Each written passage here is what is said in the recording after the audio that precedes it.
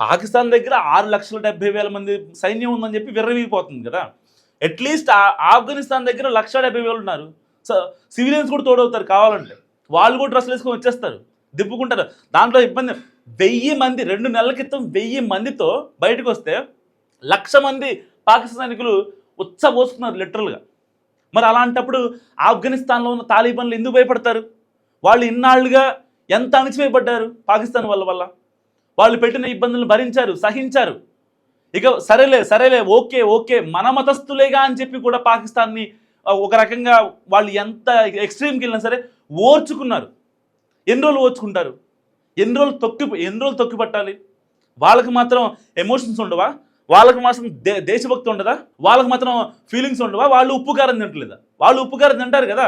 That's why ఇప్పుడు లేచారు. 50 మందిని బలిగా ఉన్నారు. 50 మంది కాదు, దానికి 5,000 మందిని బలి తీసుకుంటారు పాకిస్తాన్ ఆర్మీని.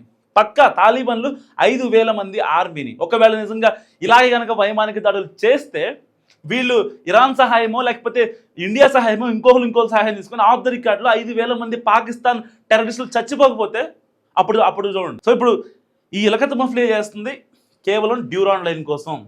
ఈ డ్యూరాన్ లైన్ అడ్డు పెట్టుకొని కాబూల్ దగ్గర ఉన్న ఎయిర్ బేస్ని ట్రంప్ స్వాధీనం చేసుకోవాలి. ఒకవేళ ఆఫ్ఘనిస్తాన్ కాళ్ళబేరానికి వస్తే ఇది ఇచ్చేయమని చెప్తారు, ఎయిర్ బేస్ ఇచ్చేయమని చెప్తారు. లేదు ఆఫ్ఘనిస్తాన్ కాళ్ళబేరం రాలేదనుకోండి, వాళ్ళు పొరపాటును కూడా రారు, వాళ్ళు రావాలి అని అనుకుంటే మన ఇండియాతో పక్కా చర్చలు జరుపుతారు.